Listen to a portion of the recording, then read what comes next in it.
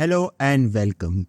जब आप AWS RDS में कोई नया डेटाबेस बना रहे हो तो बहुत सारे ऑप्शंस हमें मिलते हैं, राइट। जैसे कि अभी मैं एक MySQL डेटाबेस बना रहा हूँ तो मुझे कई सारे ऑप्शंस मिलते हैं।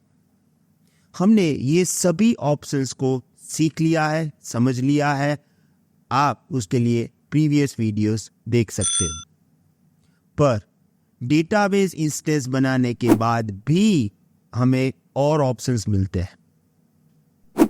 उसमें से एक जरूरी ऑप्शन है जो आप सबको समझना चाहिए, वो है रीड रेप्लिका। क्या है रीड रेप्लिका, क्यों इसे बनाना चाहिए, यूज केस क्या है, सब कुछ समझेंगे हम इस वीडियो में। So let's start.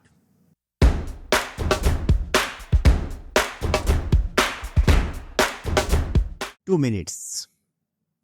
यहां पे मैं आपको एक रिक्वेस्ट करना चाहूंगा। देखिए, आप हमारे AWS के वीडियोस देख रहे हो। अगर आपको लगता है कि ये वीडियोस देख के आपकी स्किल इंप्रूव हो रही है, आगे जाके ये वीडियोस आपको जॉब में हेल्प करने वाले हैं, तो प्लीज हमें जरूर बताइएगा। आपको अगर हमें कुछ भी बताना है, आपके पास कई सारे रास्ते हैं, पर एक रास्ता है सब्सक्राइब टू दिस चैनल। देखिए, हमारे बहुत ही बड़े प्लान हैं। आगे जाके एज्योर के वीडियोस आने वाले हैं, डेवऑप्स के वीडियोस आने वाले हैं, पर उसके लिए हमें आपके मोटिवेशन की भी जरूरत है। Subscribe to this channel is free for you, पर यहां पे हमारे जो आगे के प्लान हैं वो पूरे डिसाइड होते हैं। हमारा टारगेट है कि हमें 1 मिलियन सब्सक्राइबर्स चाहिए। हमें मालूम है ये बहुत ही लंबी रेस है और इसमें बहुत सारा टाइम लगेगा, पर मैं आपको एक बात बता दूं कि आपके सपोर्ट से ही हम ये रेस को एंड तक पहुंचा सकते हैं। Please support us, please subscribe to this channel. और अगर आपके ग्रुप में कोई IT प्रोफेशनल्स हैं तो उनके साथ हमारे वीडियोस जरूर शेयर करिएगा, क्योंकि अगर वो देखेंगे तो वो भी सीखेंगे। और इसमें सबसे बड़ा फायदा है कि आप अपने टाइम का पूरा यूटिलाइज कर रहे हो। यहाँ पर जो आप सीखते हो वो आपको आगे जाके यूजफुल होगा और होगा, right. So don't forget to subscribe this channel. Thank you very much. Now you can continue your learning process. First of all, read replica वाला ऑप्शन हमें डेटाबेस इंस्टेंस बनाने के बाद मिलेगा, राइट। तो मैंने क्या किया है, एक RDS इंस्टेंस ऑलरेडी बना के रखा है, MySQL। ये सिंगल DB इंस्टेंस है और फ्री टियर वाला है, राइट।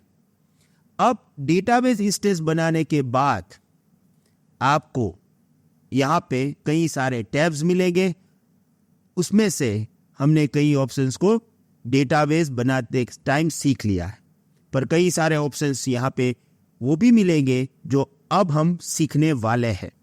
उसमें से एक रीड रेप्लिका है। तो देखिए, ये मेरा डेटाबेस इंस्टेंस है और यहाँ से मैं एक्शन में जाऊँगा तो ये ऑप्शंस जो हमें मिल रहे हैं वो पहले नहीं मिलते हैं, तो इसके बारे में हम बात करेंगे। और इसमें पहला ऑप्शन है रीड रेप्लिका। जैसे ही मैं यहाँ पे अपने डेटाबेस को सिलेक्ट करके एक्शन में जाके रीड रेप्लिका को सिलेक्ट करूंगा, मुझे एक पूरा नया डेटाबेस ऑप्शंस का ही विजार्ड मिल जाएगा। देखिए, it is same like this, right. तो एक्चुअली ये करता क्या है, इसे क्यों हमें बनाना चाहिए, सब कुछ इस माइंड मैप के थ्रू हम देखते हैं, राइट।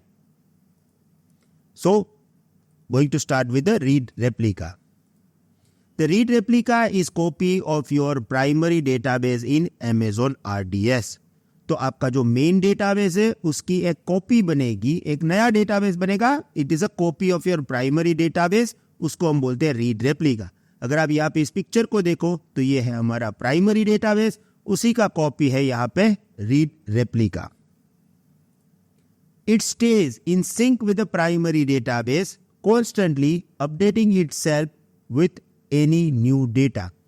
तो देखो ये है ना एक सिंक में रहेंगे और ये सिंक होता है वन वे। इसका मतलब क्या है कि आपने यहाँ पे जो भी प्राइमरी डेटाबेस में लिखा वो सब कुछ रीड रेप्लिका में रेप्लिकेट हो जाएगा। वन वे होगा यानी कि प्राइमरी में से जो भी लिखते हो वो रीड रेप्लिका में ऑटोमेटिकली सिंक होता जाएगा। But unlike primary, read replica is read only, meaning it can only handle data reads, not changes like update and deletion. अब है ना, अगर हम ये दोनों की बात करें तो ये जो हमारा प्राइमरी डीबी इंस्टेंस है, ये जो हमारा प्राइमरी डीबी इंस्टेंस है वो दोनों को हैंडल करेगा। दोनों का मतलब क्या है? राइट रिक्वेस्ट, यानी कि कोई नया रिकॉर्ड डेटाबेस के अंदर डाल रहा है तो वो भी हैंडल करेगा, और रीड क्वेरीज भी हैंडल करेगा प्राइमरी डीबी इंस्टेंस। पर ये जो है ना रीड रेप्लिका, ये एक्चुअली होता है रीड ओनली। इसका मतलब है इसके अंदर आप कोई भी राइट रिक्वेस्ट नहीं कर सकते हो, तो ये सिर्फ रीड क्वेरीज ही हैंडल करेगा। ओके, अब आप बोलोगे इसका यूज केस क्या है, तो उसको भी हम समझते हैं इस पर्टिकुलर ऑप्शन से, why use read replica. when your application has many users, the primary database can become slow due to the many requests. अब एक सेकंड के लिए मान लो कि हमारे पास है ना ये सेकेंडरी यानी कि रीड रेप्लिका है नहीं। एक सेकंड के लिए मान लेते हैं कि भाई हमारे पास कोई रीड रेप्लिका नहीं है, चलो है ही नहीं, राइट। तो क्या होगा? एक डेटाबेस ही होगा। अब ये, इसको आप प्राइमरी कहो, मेन डेटाबेस कहो, सब कुछ सेम ही है। अब ये क्या करेगा? ये हैंडल करेगा दोनों टाइप की क्वेरी, राइट क्वेरीज भी हैंडल करेगा, ओके, और रीड क्वेरी भी हैंडल करेगा। मैं आपको एक आसान सा एग्जांपल देता हूं। जैसे कि ये IRCTC यानी कि इंडियन रेलवे की जो हम टिकट बुक कर रहे हैं ना, वो उसका डेटाबेस है। अगर आपने कोई नया टिकट बुक करवाया तो वो हो गया राइट रिक्वेस्ट, ये उसको भी हैंडल करेगा। और टिकट बुक कराने के बाद बार बार आप अपना PNR स्टेटस देखते हो कि टिकट बुक हुआ है तो स्टेटस वेटिंग है या कंफर्म हो चुका है, तो ये रीड भी हो गया। अब क्योंकि आपके पास एक ही डेटाबेस है तो प्राइमरी डेटाबेस राइट भी हैंडल कर रहा है और रीड भी हैंडल कर रहा है। यानी कोई टिकट बुक कर रहा है तो भी ये काम कर रहा है, कोई PNR स्टेटस देख रहा है तो भी ये काम कर रहा है। तो इस पे तो लोड एक्चुअली बहुत ज्यादा हो जाएगा क्योंकि एक ही डेटाबेस दोनों काम कर रहा है, राइट। अब हम इसको सॉल्व कैसे करें? To solve this, read replica are used to reduce the load of primary database by handling all the read request. This way, the primary database can focus on handling write requests such as adding, deleting and updating, making a whole system faster and more efficient. तो आपने यहाँ पे क्या कर दिया? आपने यहाँ पे एक रीड रेप्लिका बना दिया। अब रीड रेप्लिका क्या करेगा? सिर्फ रीड क्वेरी हैंडल करेगा। यस, प्राइमरी दोनों कर सकता है, राइट एंड रीड, पर रीड रेप्लिका तो रीड ही कर सकता है। ओके, अब क्या होगा? जैसे अभी 1000 लोग टिकट बुक करा रहे हैं, राइट रिक्वेस्ट आ रहा है, ये सब हैंडल करेगा प्राइमरी डीबी। और 1000 लोग स्टेटस चेक कर रहे हैं। अब ये बोलेगा भाई अब आपको स्टेटस चेक करना है, ये रीड क्वेरीज है, आप एक काम करो इसके पास से करवा लो, राइट, मुझे कंसंट्रेशन करने दे दो टिकट बुकिंग पे। तो अब ये जो प्राइमरी डीबी है ये सिर्फ टिकट बुकिंग का काम कर रहा है और जो भी PNR स्टेटस देख रहा है वो रीड रेप्लिका कर रहा है, जिससे प्राइमरी डीबी इंस्टेंस का परफॉर्मेंस भी इंक्रीज हो जाएगा और रीड रेप्लिका भी सिर्फ 1000 लोगों को रिक्वेस्ट हैंडल कर रहा है तो वो भी परफॉर्मेंस अच्छी तरह से देगा। तो परफॉर्मेंस इंप्रूवमेंट करने के लिए मेनली हम यूज करते हैं रीड रेप्लिका का, right. Now how does it work? Data sink. The read replica automatically receive data updates from primary database. This means any changes made to the primary database are reflected to the read replica, जो कि मैंने आपको अभी आगे ही समझाया कि actually होता क्या है, जो भी आप प्राइमरी डेटाबेस में रीड करोगे राइट, वो ऑटोमेटिकली यहाँ पे रेप्लिकेट हो जाएगा, जिससे कोई भी रीड क्वेरी आएगी तुरंत आपका रीड रेप्लिका उसको आंसर कर पाएगा right. This means any changes made to the primary database are reflected to the read replica. जैसे ही आपने टिकट बुक करवाया, आपकी डिटेल यहां से ऑटोमेटिक सिंक होकर रीड रेप्लिका में भी आ जाएगी। Read traffic distribution, you can direct the read request from your application to read replica instead of primary database. By splitting this task, the primary database is less work to do, improve performance for a critical task. वही बात हमने यहाँ पर भी की है कि आप क्या कर दोगे, भाई टिकट बुकिंग करना है, प्राइमरी डीबी हैंडल कर लेगा क्योंकि उसके पास राइट कैपेसिटी है, और टिकट का स्टेटस देखना है, रीड रेप्लिका हैंडल कर देगा, तो परफॉर्मेंस दोनों का इंप्रूव हो जाएगा।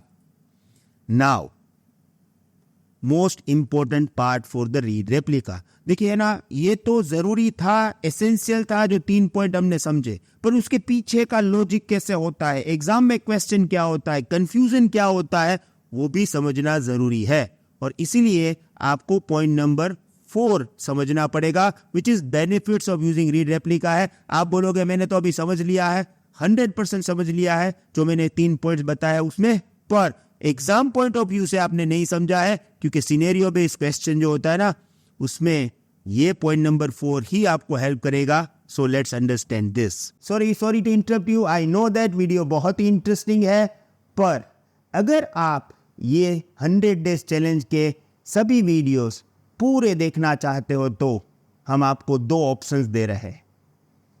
ऑप्शन नंबर 1, हमारी वेबसाइट www.cloudfox hub पे चाहिए, वहाँ पे आपको एक 100 डेज यूट्यूब चैलेंज कोर्स मिलेगा, उसको सब्सक्राइब करिए।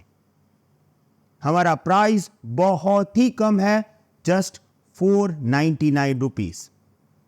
ये जो भी वीडियोस हम यहाँ पे यूट्यूब पे डालते हैं, वही फुल वीडियो आपको इस पर्टिकुलर कोर्स में मिलेगा। 240 वीडियोस टोटल मिलेंगे। दूसरा, एक बहुत ही अच्छा ऑप्शन है जो हम आपको यूट्यूब के थ्रू देंगे। Now you can join our YouTube elite membership program as well. ये मेंबर बनने के लिए आप हमारी YouTube channel Cloud Fox Hindi पे जाइए, वहाँ पे एग्जैक्टली सब्सक्राइबर बटन के बाजू में आपको एक ज्वाइन बटन मिलेगा, वहाँ पे ज्वाइन करिए। आपको मंथली सिर्फ और सिर्फ 89 रुपीज पे करना है, और ये सभी वीडियोस आपको फुल तो वहाँ पे मिलेंगे ही, अप टू 240, और कई सारे कोर्सेज जो हम फ्यूचर में डालने वाले हैं वो सब आपको मिलेंगे सिर्फ 89 rupees per month. I hope you will join this. Thank you very much. Goodbye.